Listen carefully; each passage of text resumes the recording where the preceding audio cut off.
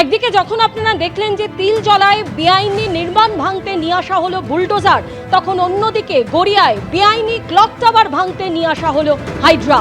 পাশাপাশি দুই ছবি আপনাদের সামনে তুলে ধরছি।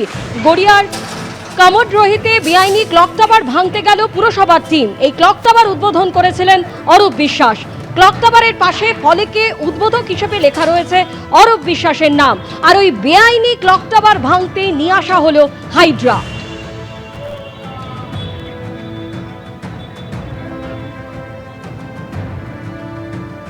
কামডহরি ক্লক টাওয়ার, সেখানেও আমরা ফের দেখতে পাচ্ছি সেই বুলডোজারের মতোই কিন্তু এখানে নিয়ে আসা হচ্ছে হাইড্রা, এবং সেই হাইড্রা দিয়ে এই মুহূর্তে এই যে ক্লক টাওয়ার দেখতে পাচ্ছি, এই ক্লক টাওয়ার ভাঙার কাজ চলছে।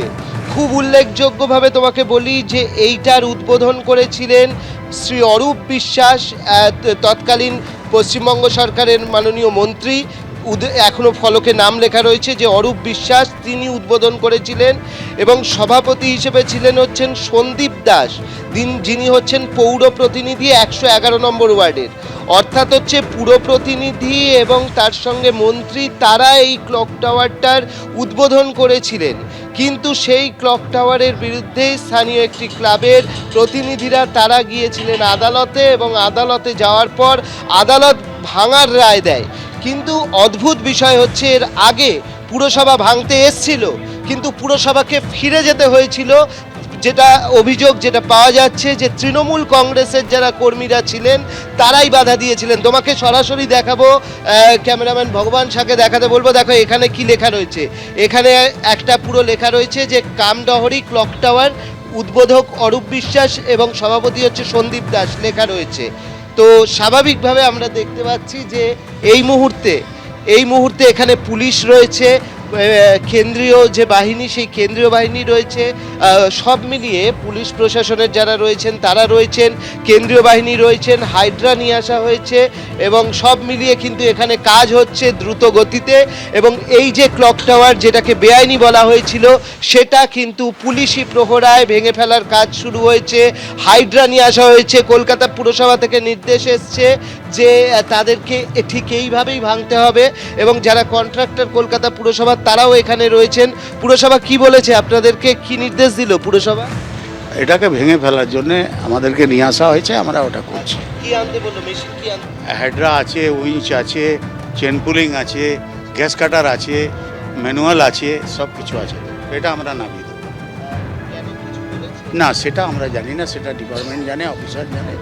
যারা কন্ট্রাক্টর তারা বলছেন যে তারা মেশিন নিয়ে এসছেন, এবং আমরা দেখতে পাচ্ছি হাইড্রা দিয়ে এই মুহূর্তে এই যে ক্লক টাওয়ার, সেই ক্লক টাওয়ার কিন্তু ভাঙার কাজ শুরু হয়ে গিয়েছে, এবং আজকেই এই ক্লক টাওয়ারটি পুরোটাই ভেঙে দেওয়া হবে।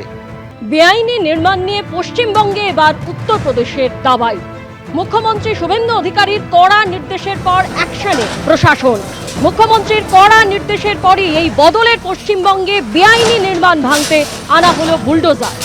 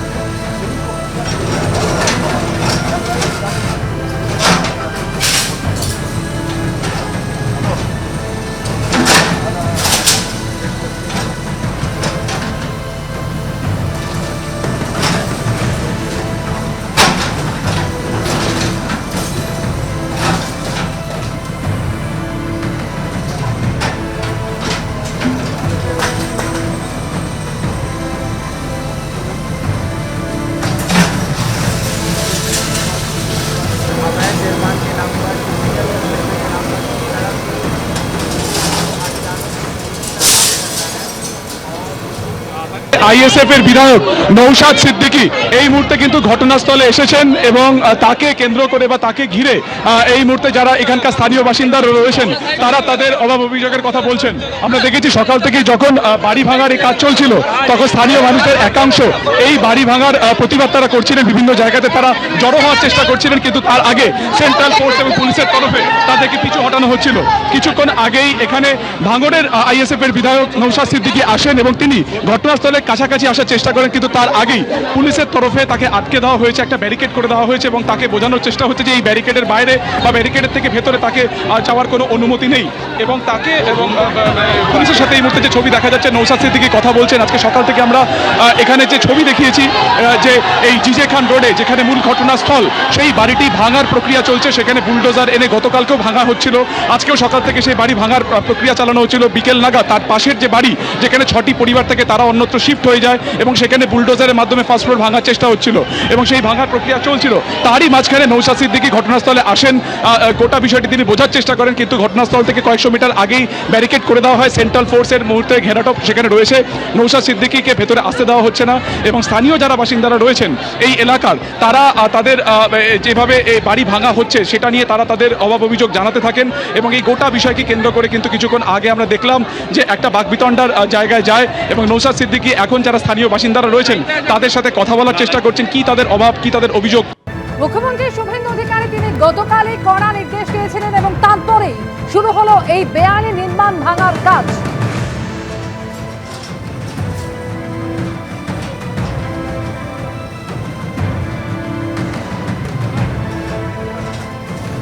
বুলডোজারের রাজনীতি তো তৃণমূলের রাজনীতি। জেসিবি মেশিনের গল্প ভুলে গেলেন?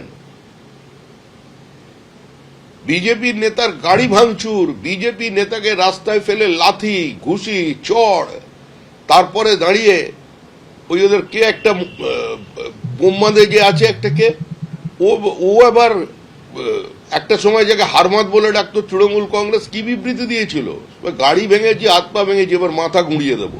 বিজেপি ক্ষমতায় এসছে বলেই এরা এখনো জীবিত আছেন, কিন্তু প্রয়োজনে আমাদের কর্মীরা অন্য ভাষাটা জানে। রাজ্যে কোথাও কোনো খুন হয়নি প্রতিহিংসার কারণে, যা হয়েছে তৃণমূল কংগ্রেস বিজেপি তিনজনকে খুন করেছে আর বাদবাকি তৃণমূলকে মেরেছে।